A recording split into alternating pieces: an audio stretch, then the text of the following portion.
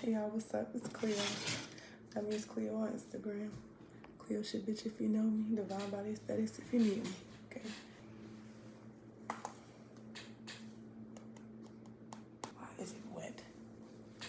I'm bring y'all up to speed of the shadow work journal.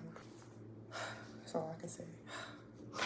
I'll read y'all what this say right here. Well, that's the intro. The world outside of you is only a reflection of the world inside of you. Carl Jung. Father of shadow work, he says, the process of becoming one's authentic self. The shadow refers to unconscious parts of our psyche that contain repressed thoughts, feelings, and impulses. It's the side of ourselves that we reject or hide from others and even ourselves. Basically dealing with the hidden self, the underlying self, the self that you may not know and the self that you may know that you repress, you know?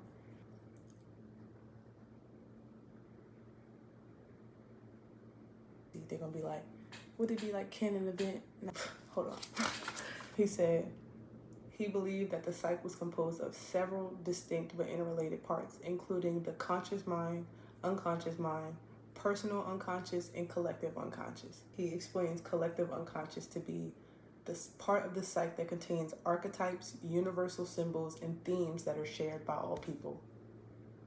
Ken in the vent. Okay, let me get back into it. Mind traps. How many is that? 3, 5, 9. Okay. Anchoring. The first thing that you judge influences your judgment of all that follows. Anchoring. First impressions and judging a book by its cover. Confirmation bias. You favor things that confirm your existing beliefs. Let's say you don't support gay rights. You're going to vote for Trump, even though he's not the perfect person to vote for. Your ego is like, yeah, I think that one thing's right, so I'm going with this nigga, you know, even though I don't know him. Boom. Reactance. You rather do the opposite of what somebody's trying to make you do. I'm doing the dishes. Go do the dishes. Now I'm not doing that because you just told me to, you know? Not getting into that. Sunk cost fallacy. I think that's how you say it. You irrationally cling to things that have already cost you something. Being addicted to anything toxic. That's the entire generation. So I already got y'all. That was only 4 and I already got y'all. Dunning-Kruger effect. The more you know, the less confident you are likely to be.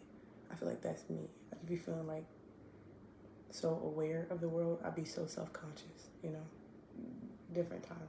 Backfire effect. When your core beliefs are challenged, it can cause you to believe in them more strongly. I brought up religion, but that's touchy, so the celebrities be selling their souls and stuff. Oh, does that count? Yeah, we're not gonna get into that. Declinism.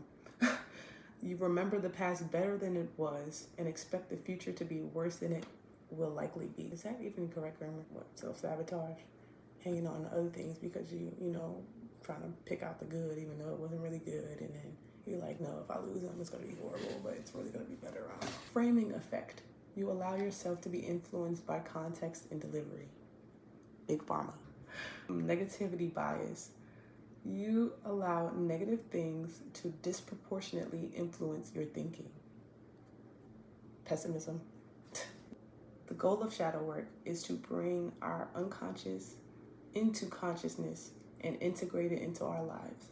By doing this, we can gain a greater understanding of our motivations, reactions, behaviors, and make changes to live more authentic lives.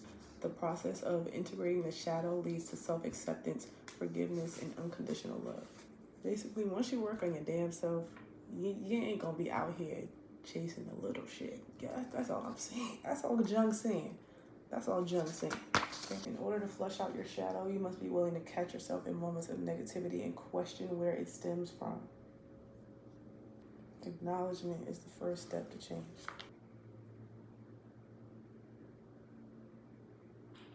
It tells a few ways to easily ground yourself. Simple recognition. Recognize common humanity. Remember that everyone experiences setbacks, failures, and moments of suffering. Self-care. Use positive affirmations. Sensory stimulation can help bring us into the present moment. And deep breathing. Taking slow, deep breaths. You know what a deep breath is, man. And then they take you to the shadow work activities where you actually have to write and not read. You actually have to sit and think. And it gets me it gets me emotional. Like, I remember when I first started doing this, I just, like, either the first or second page I was writing and I just was already crying. Like, I took my blue line out.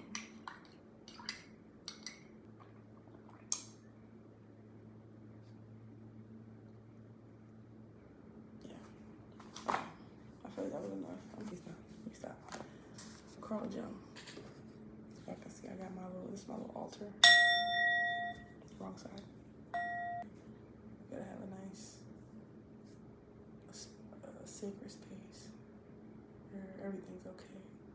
And you can just center yourself. Because once you center yourself, that's when you think straight. Like, I tell myself all the time, don't act out of emotion. Don't act out, I do that too much. Don't act out of emotion. I'll be thinking about burning stuff and breaking stuff and just doing the most, crashing out.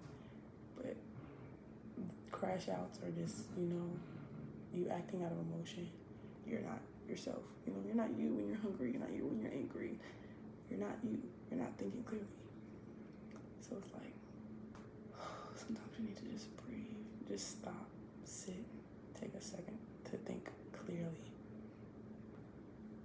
Yeah.